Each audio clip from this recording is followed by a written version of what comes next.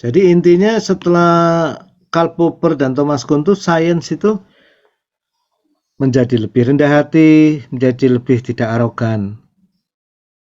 Tidak lagi dianggap jadi satu-satunya source of truth ya, satu-satunya sumber kebenaran. Lebih menerima perbedaan, sains menjadi lebih open, lebih kreatif, lebih percaya diri tanpa harus terjebak dalam merasa benar sendiri. Jadi nggak ada lagi setelah Popper dan Kuhn tuh boleh dibilang ya sains dan religion menjadi lebih sains, religion, seni dan lain-lain ini lebih saling menghormati gitu ya, lebih terbuka, dialognya lebih jalan, tahu tempat masing-masing begitu.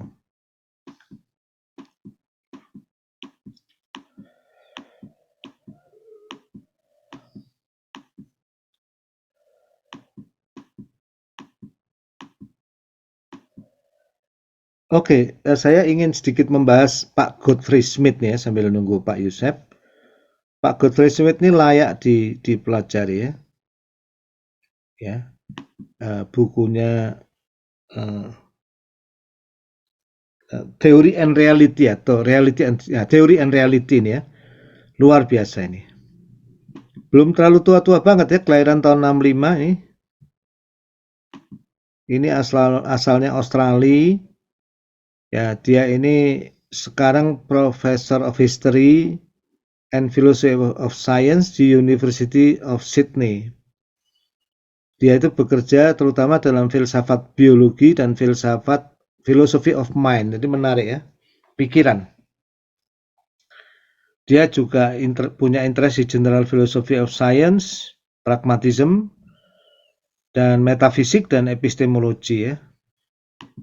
Dia ini pernah dapat PhD-nya dari University of California di tahun 91 pada usia 26 tahun ya. Masih muda sekali. Dia dulu pernah ngajar di Harvard, Stanford, ANU. Ya. Godfrey ini merupakan penerima Lakatos Award untuk bukunya tahun 2009. Darwinian Population and Natural Selection ya. Saya sih merekomend Anda ya. Ini saya lihat dia cukup moderat dan cukup bijak ya. Bagus ya. Pak Budi Sulis ya, salah satu dosen tamu kita juga sangat menganjurkan ya, buku ini sangat bagus. Saya ingin mengutip sedikit ya dari Pak Godfrey Smith ini ketika dia menjelaskan normal science ya. PPT-nya nanti saya share ke Anda ya. Dia juga mengkritik one paradigm per field per time ya. Dia menuliskan, bagi Kuhn bidang sains biasanya hanya memiliki satu paradigm yang mengaturnya pada waktu tertentu. Nah, kadang-kadang Kuhn menulis seolah-olah ini benar menurut definisi field yang didefinisikan sebagai sains yang disatukan oleh satu paradigma. Dan seterusnya. Nah, kemudian dia menjelaskan juga normal science itu adalah masa penempaan sebuah paradigma. Jadi Godfrey Smith ini menjelaskan bahwa menurut Kuhn ini pada saat normal science ini justru sains ini berkembang luar biasa pesat ya. Ditempa begitu. Karena para ilmuwan itu para saintis itu sudah punya paradigma yang sama begitu. Sehingga mereka nggak sibuk berdebat. Tapi fokus menghasilkan sesuatu. Nah ini nantinya dikritik juga ya oleh Karl Popper ya. Dan sekarang seperti saya mengkritik juga. Sebetulnya nggak perlu satu paradigma kok. Ada beberapa paradigma bersaing, saling menempa diri, ya.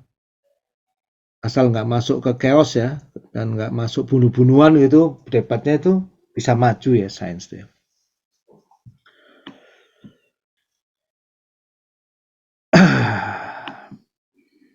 Penjelasan beliau tentang normal science ini menurut saya sangat menarik ya. Nanti ini bisa saya share ya.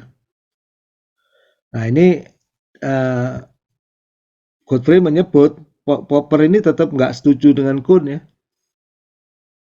Thomas Kuhn kalau bahasa saya itu, janganlah sains dibuat otoriter begitu. Masa satu paradigma menang, lainnya disuruh bungkam. Jangan membungkam kebenaran. Kalau kata Popper, ya perkembangan sains itu justru adanya di refutations atau di critical thinking.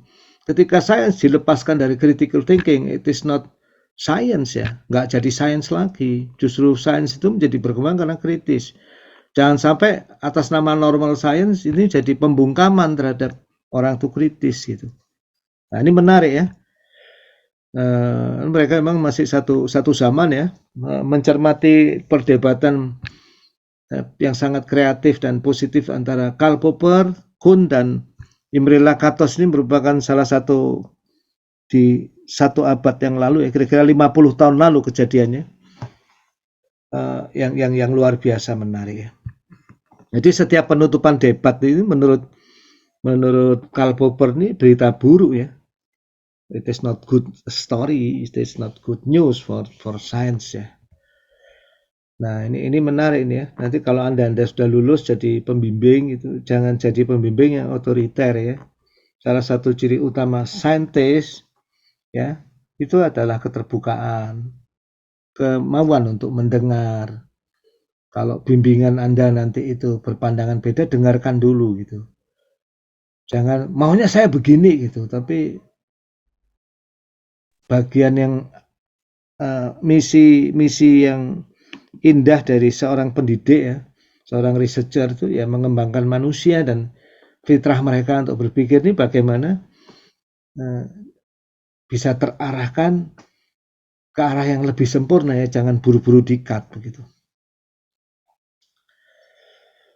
Nah ini menarik ya, salah satu pembahasan di Godfrey Smith ya.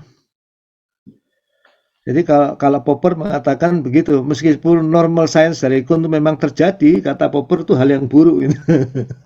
Jadi Popper bukan mengatakan normal science gak terjadi, itu terjadi itu.